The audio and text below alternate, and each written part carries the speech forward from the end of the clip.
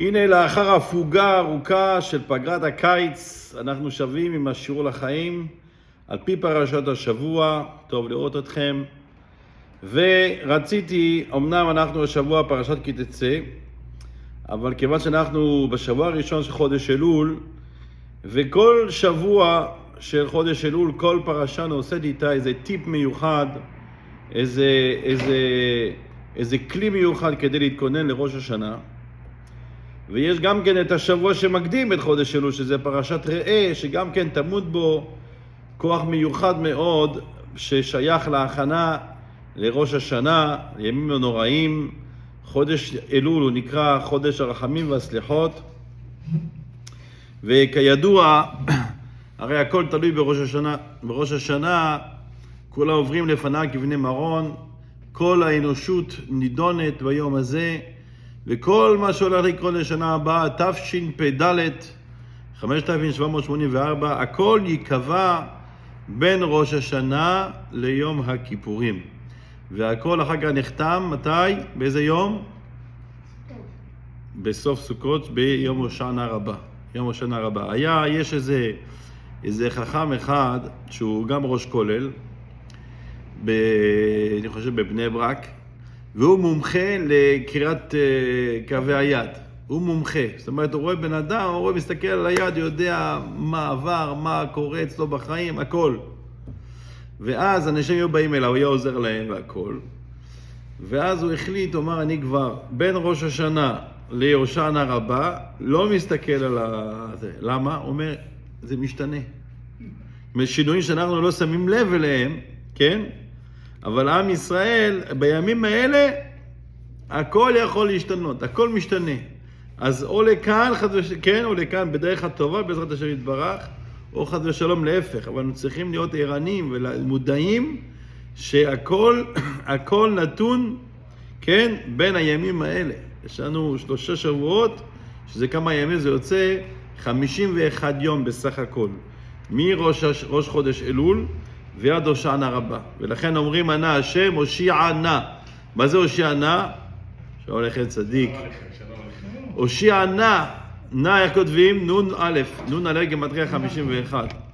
כי זה 51 ימים מראש חודש אלול ועד הושענא רבה, שהכל נתון להשתנות.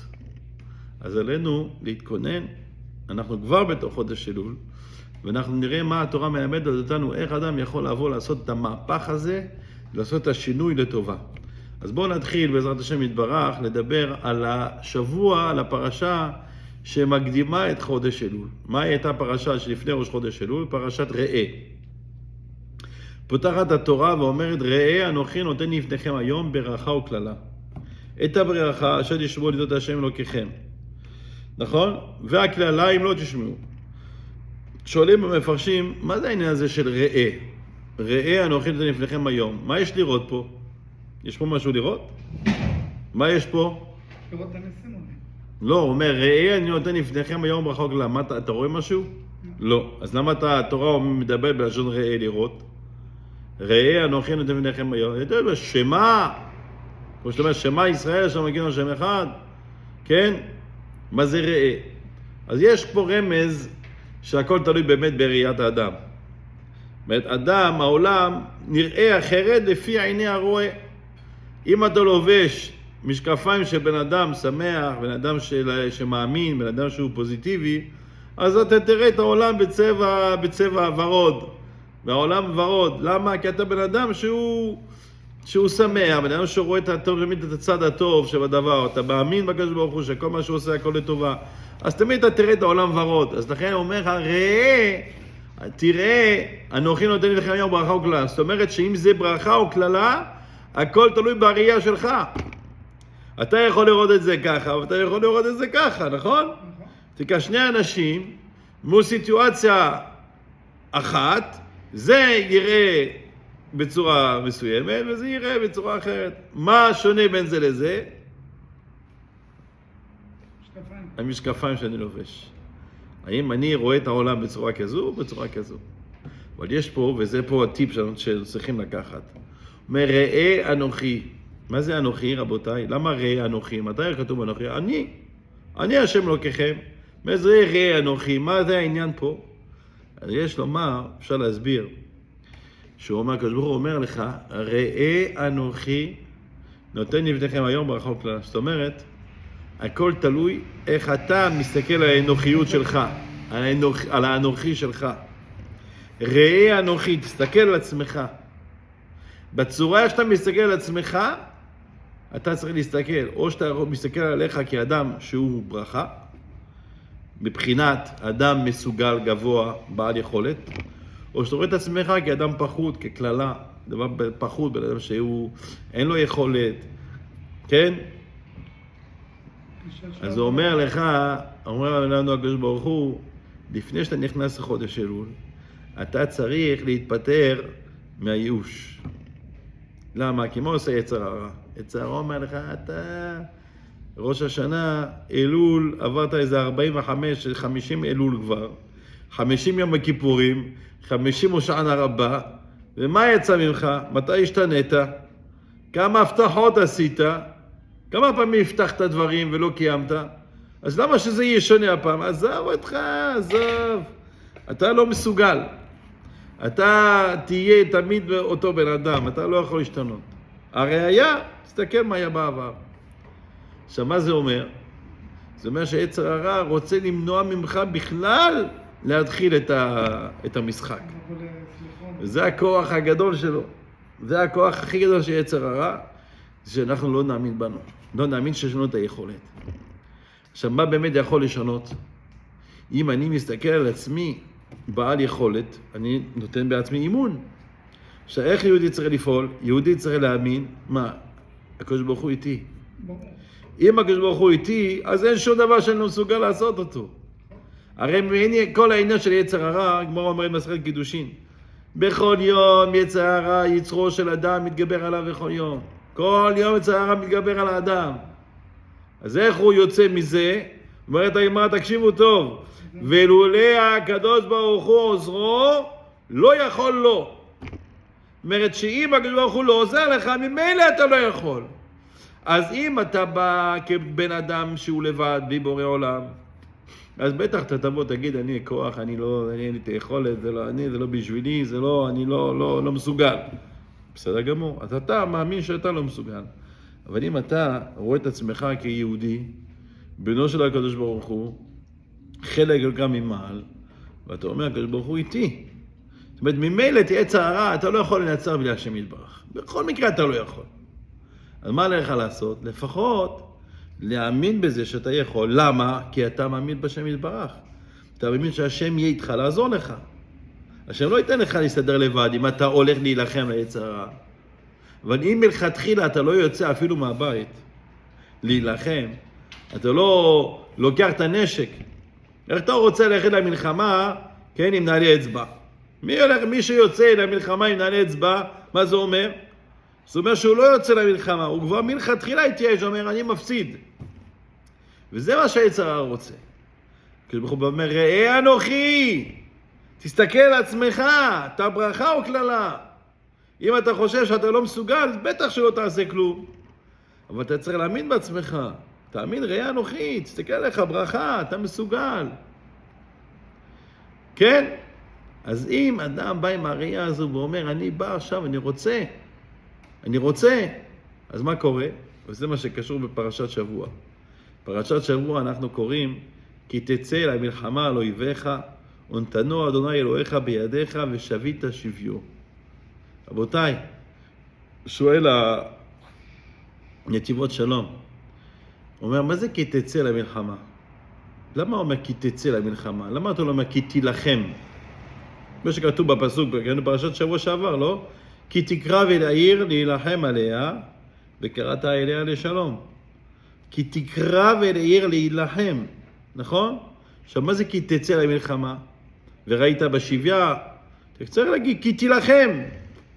כי תילחם עם עם נוכרי, וראית בשביה יש עדיפת תואר. אלא מה זה העניין?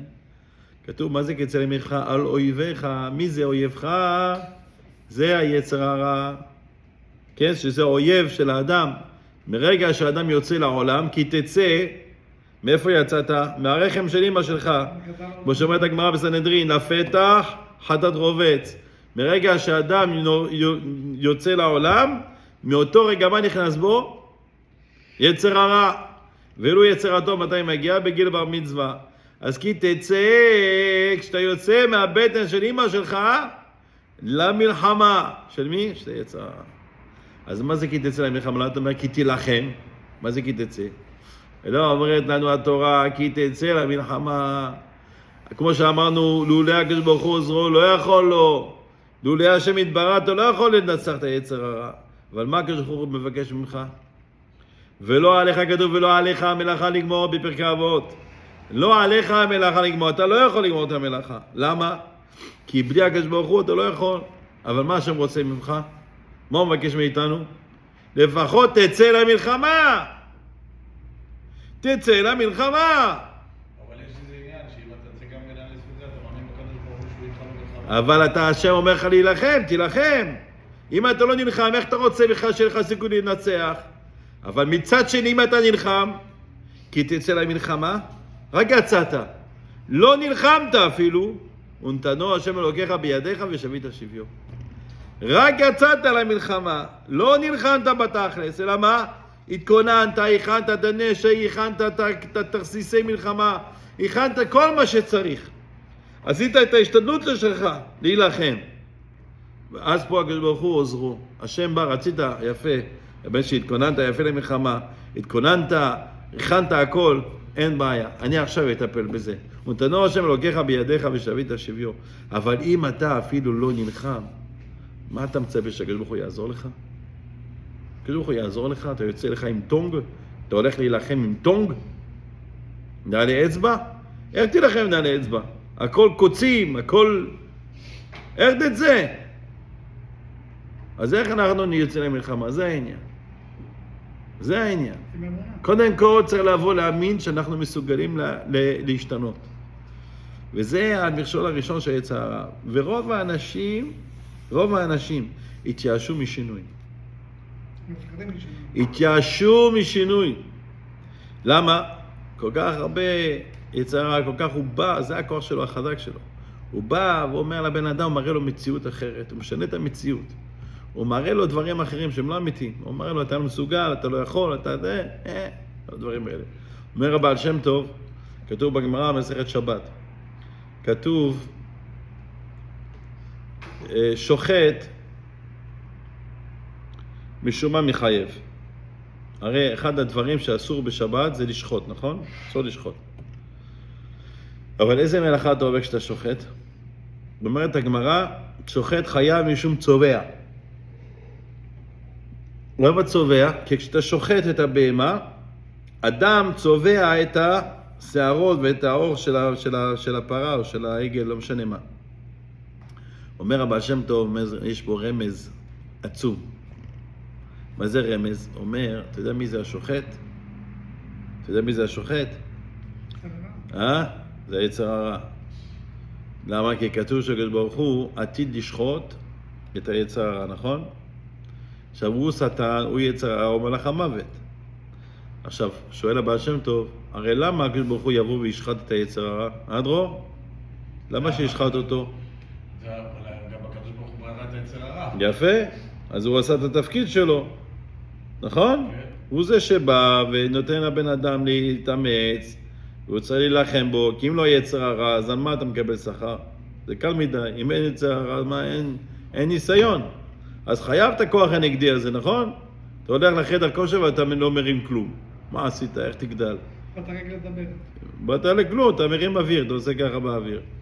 אם אין כוח נוגדני, כן, אז אין מה לפתח. אין פה גדילה. אז האדם רוצה לגדול, חייב יצר הרע, אז למה הכתוב שהקדוש ברוך הוא לעתיד לבוא, יבוא וישחט את היצר הרע, וסך הכל הוא עשה את העבודה שלו, נכון?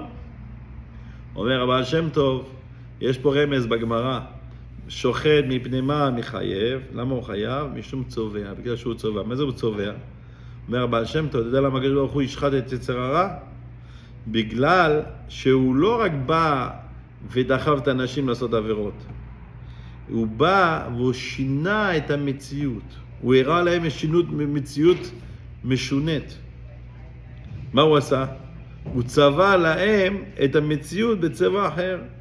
זאת אומרת שאדם היה בא עכשיו לעשות כאילו עבירה, אבל הוא חושב שזה מצווה.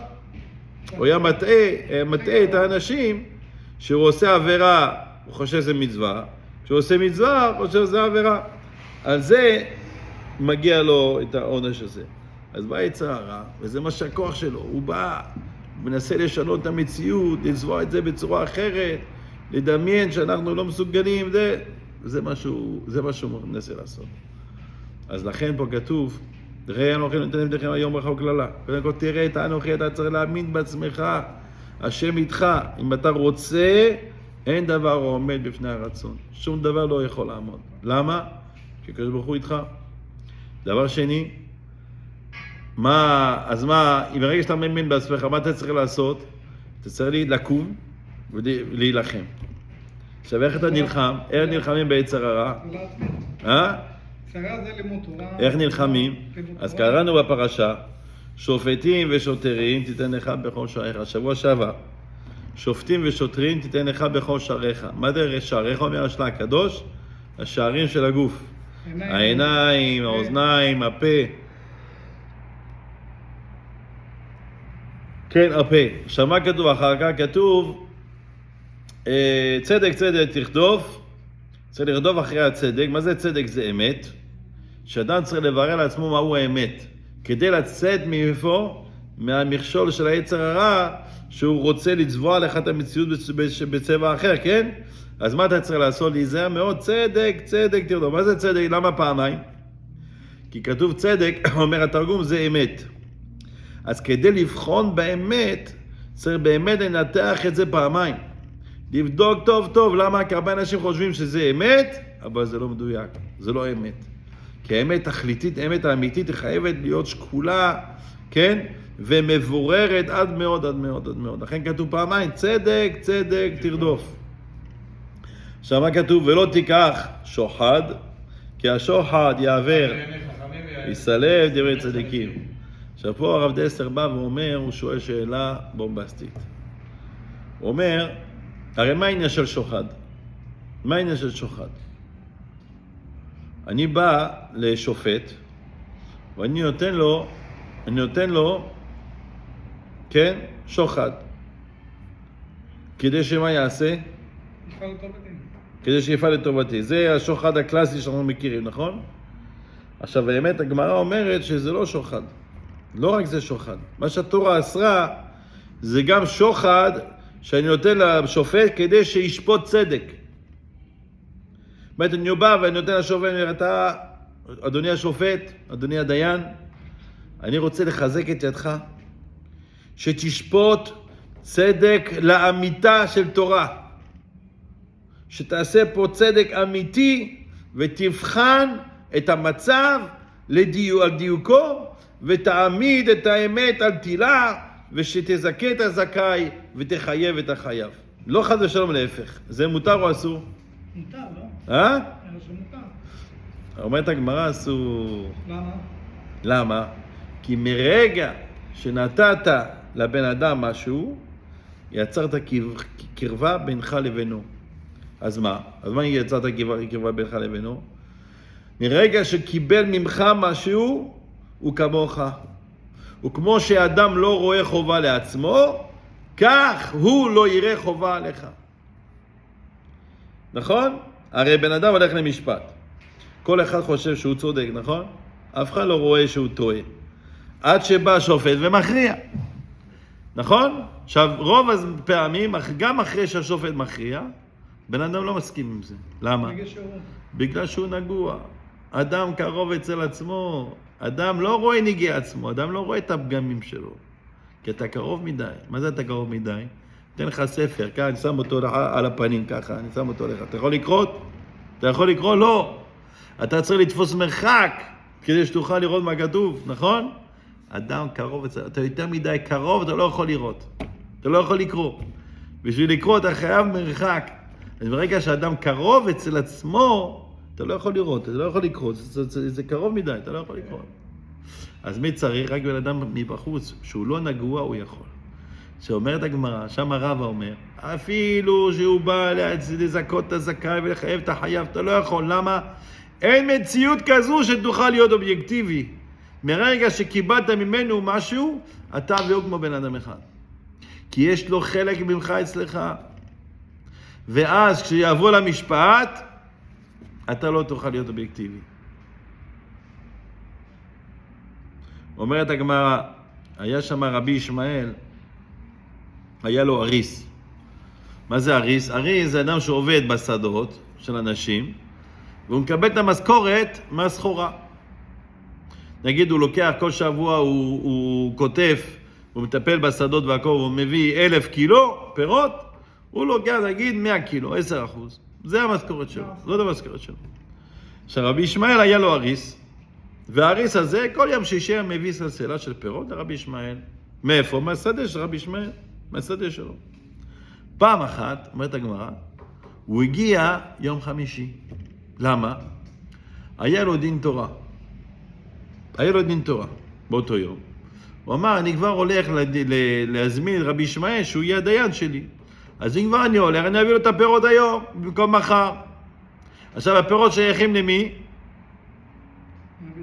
לרבי ישמעאל. אז זה לא שוחד, נכון?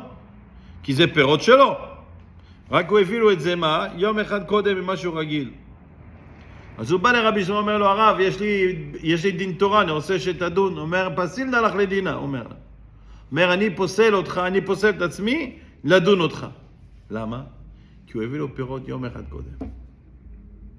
הוא נתן לטובתו. אז הוא פחד שבגלל טובת הנאה הזו, שהוא יום אחד קודם מביא לו את הפירות, אז הוא לא יוכל להיות אובייקטיבי ולדון משפט צדק. טוב, זה היה קצת מידת חסידות. כאילו, מן הדין, באמת, זה לא שוחד. הוא יכל לדון. אבל הוא פחד שיהיה לו נגעים כלפיו, ולא ידון משפט אמיתי. אז הוא לא הלך. מה קרה באותו יום? שומע דרור? אותו יום, רבי ישמעאל עבר ליד בית הדין, והיה שומע את שני הצדדים מתווכחים. זה טוען ככה, וזה טוען ככה, וזה טוען ככה. ורבי ישמעאל בליבו, הוא מרגיש שהוא נוטה לצד האריס. הוא אומר, הלוואי והוא יטען ככה, והלוואי והוא יטען ככה, והלוואי והוא יטען ככה. אז פתאום הוא תפס על עצמו, רבי ישמעאל, הוא אמר, וואו, תראה מה זה. ומה אני שלא קיבלתי, ואם קיבלתי, משלי קיבלתי. הרי הוא אומר, אני לא קיבלתי בתור דיין, כי אני לא שופט שלו בסוף, כי פסלתי את עצמי. אבל גם אם הייתי מקבל, של מי זה? שלי. ואם כל זה, תראה איך אני מרגיש נגוע ואני רוצה שהוא ינצח. אז על אחת כמה וכמה, בן אדם שמקבל שוחד אמיתי, מה היה קורה? ואז הוא אומר, טיפה רוחם. הוא אמר, טיפה רוחם של לוקחי שוחד. שימותו כל הלוקחי שוחד. למה? כי זה בוודאי ובוודאי שהם לא יוכלו לדון דין אמת לאמיתה. עכשיו בא הרב דסר ושואל שאלה עצומה. הוא אומר, הרי כל פעם שאדם מתעורר לו איזה ספק, הספק הזה מתעורר מאיפה? מרצון. נגיד עכשיו אתה רוצה לעבור דירה. האדם רוצה לעבור דירה. למה הוא רוצה לעבור דירה? יש לו איזה אינטרס. הוא רוצה בית יותר יפה, הוא רוצה מקום יותר טוב, הוא רוצה אולי לעבור לעיר אחרת ששם יותר יפה, יותר על רמה. אז עכשיו הוא מסתפק, האם זה טוב בשבילי או לא טוב בשבילי. נכון? אבל הספק עצמו, איפה הוא נולד? מרצון, נכון? יש רצון בלב, ואז הרצון הזה מעורר ספק, מעורר שאלה, ואני צריך להכריע האם זה טוב או לא טוב.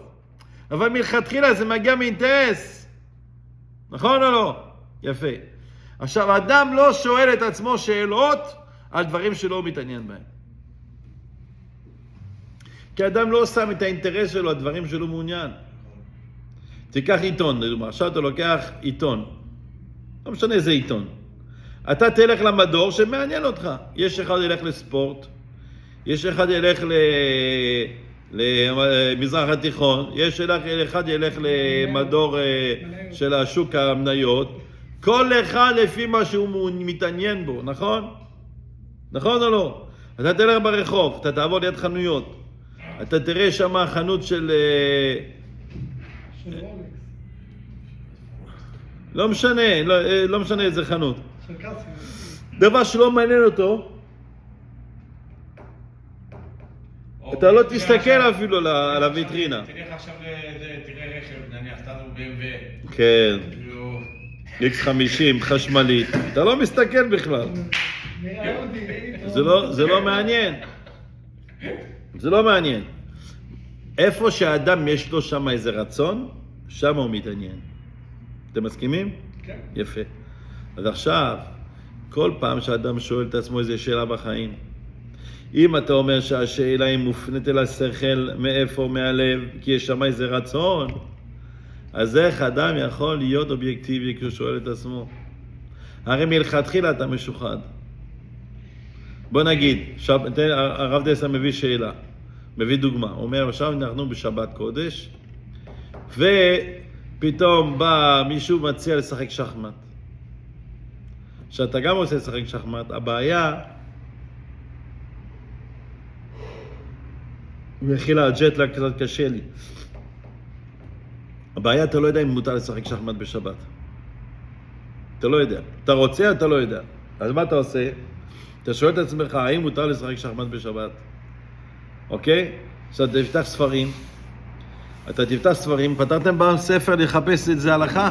יש לי, כן, אתה... חיפשתם? קרה לכם שפתרתם ספר עוד לחפש את זה הלכה? כל מה שאתה מחפש, זה הולך לכיוון שאתה רוצה. נכון? נכון או לא? למה? כי יש לך רצון. יש לך רצון לעשות מה שאתה מבקש, מה שאתה חפץ. אז מה שתראה השכל שלך תמיד ילך לכיוון ההוא, שאתה מעוניין בו. נכון? אז תיקח ספר ותתחיל עכשיו לחפש איזו הלכה שדומה לזה, ואתה תבוא ותעשה השוואות, ותלמד זה, ותעשה כל מיני דברים שהם רוב הזמן לא שווים אגורה בשכל הישר. כל זה למטרה אחת ויחידה, להתיר לך לעשות מה שלבך חפץ. נכון? בסדר, לא? זה, בסדר, לא? זה כל ההפך שלה בסדר. זה לא בסדר. לא. למה? כי אתה משוחד. אתה משוחד מהרצון שלך שרוצה איזה משהו מסוים. אז איך יכול בן אדם לחיות את החיים שלו בצורה טובה ונכונה ואובייקטיבית? אם כל פעם שהוא שואל את עצמו שאלה, השאלה מתחילה משוחד. כי אתה משוחד.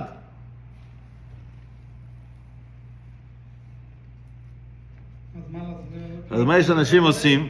אומרת התורה, עשה לך רב וסלק מן הספק. אז מה אנשים עושים? יש להם איזו שאלה. הולכים לרב, הולכים לחבר. בן אדם שהוא לא נגוע.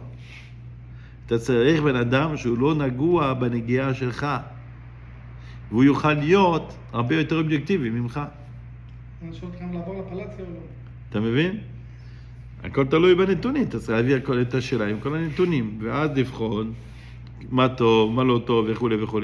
אבל ברגע שאתה בעצמך יש לך אינטרס, אז אתה משוחד. ואז השיקול דעת שלך הוא לא שיקול דעת אמיתי. מה הבעיה שיש פה רבותיי? אומר הרב דסלר, הרי אדם שבא לשקול יהלומים, כן? אדם שעובד בבורסת היהלומים, איזה משקל יש לו? איזה משקל הוא משתמש?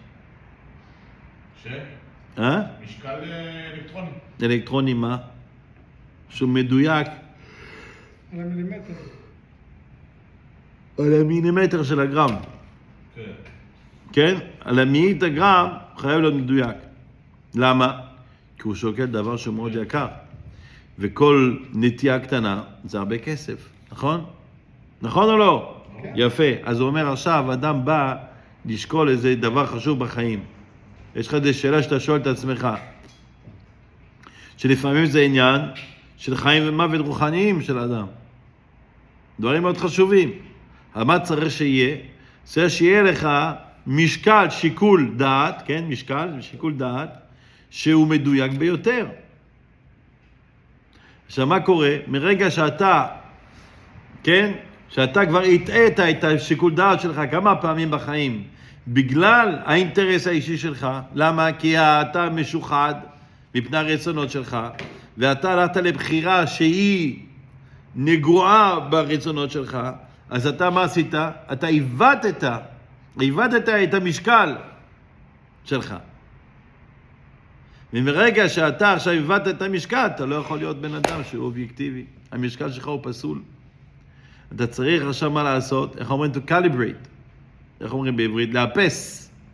אתה צריך עכשיו לאפס את המשקל שלך, להיות שקול באמת. איך עושים את זה? אז אומר הרב דסלר, כמו שאמרנו, או שאתה תלך, כל פעם שיש לך שאלה בחיים, כל אחד ילך לרב, שהוא באמת לא נגוע וייתן לו כיוון אמיתי, או אומר, זה כל העניין, זה לימוד המוסר. כי כשאדם לומד מוסר, בעיקר בימים האלה שחודש אלול אדם חייב ללמוד מוסר כדי להתעורר, כן, לחיים טובים, אז הוא אומר, על ידי שאדם לומד מוסר, מה הוא עושה? הוא מוריד מעצמו את הנגיעות. הוא מוריד לאט לאט מעצמו את הנגיעות, ואז השיקול דעת שלו חוזר להיות מאופס, ישר כמו שצריך. ואני אומר, כל עוד שבן אדם, הוא לא עושה את הניקוי הזה, הוא לא בר שיקול דעת. אין לו את הצורה, אין לו אפשרות. גם אם הוא רוצה, הוא לא יכול. למה?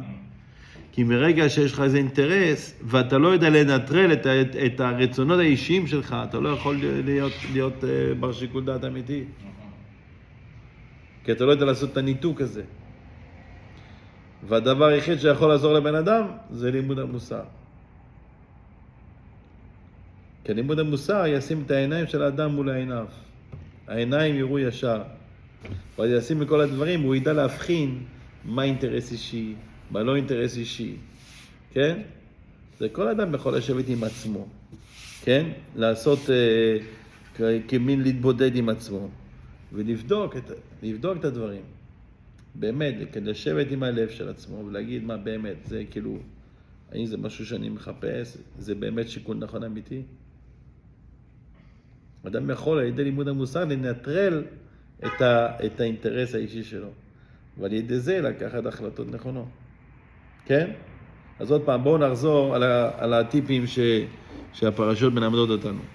דבר ראשון אמרנו שאנחנו צריכים להאמין בעצמנו. להאמין בעצמנו שיש לנו את הכוח להשתנות. מה שהיה, היה. העיקר, להתחיל מההתחלה. זאת אומרת, להתחיל מההתחלה כמו שצריך, לרגל ימין. מה שהיה בעבר זה לא אומר שום דבר לגבי העתיד. למה? כי אני יודע שהקדוש ברוך הוא איתי. ואם אני יוצא למלחמה, ואני מתכונן למלחמה, אני בא, סליחות, לימוד מוסר, מקבל לעצמי כמה דברים חדשים שלא הייתי עושה אותם, אפילו שנגיד, אני לא יודע אם אני אעשה את זה כל השנה, אבל עכשיו אני לקראת ראש השנה, אני אקבל לעצמי דברים, בלי נדר, לא יודע אם אני אעשה להמשיך את זה אחר כך או לא, אבל אני עכשיו מקבל כדי להתכונן כמו שצריך לראש השנה. כן? מקבל לעצמי דברים. זה כדי צא למלחמה.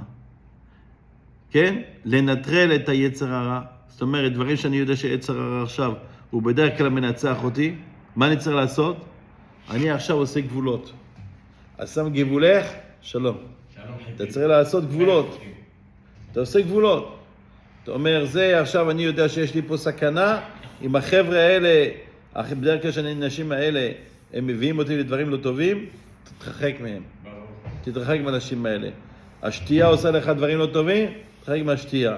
זה מביא לך דברים לא טובים, תתרחק, תעשה גדרים. תעשה לעצמך גדרים. זה המלחמה, זה ככה אנחנו נלחמים. אתה תדליק אור ואז תתחיל לנסוע, זה כאילו, זה גדרות של שבת כאילו. גדרות, גם אבל האור עצמו זה אסור. כן? אז אם אדם הוא בא ובעזרת השם הוא נלחם והוא מכין את עצמו למלחמה והכל, מכין את עצמו, כן? אז הקדוש ברוך הוא איתו. כי תצא למלחמה לא יבך ונתנו. רק יצאת למלחמה, רק התכוננת, זה מספיק שקדוש ברוך הוא ייתן לך את האויב בידיים שלך. כן? שופטים ושוטרים ייתן לך בכל שעריך. לעשות, להיזהר מה אנחנו אומרים, מה אנחנו שומעים, מה אנחנו מריחים, מה אנחנו רואים. כן? זה השופטים ושוטרים לך בכל שעריך. בעזרת השם, אחרי זה מה יש לנו? יש לנו פרשת כי תבוא. פרשת כי תבוא זה עוד מפתח עצום להכנה לראש השנה, פרשת כתבות זה העניין של הכרת הטוב. וזה בעזרת השם בשבוע הבא נדבר על זה, בעזרת השם נתחזק, כן, להגיע מוכנים לראש השנה, אנשים שונים לטובה, אמן ואמן.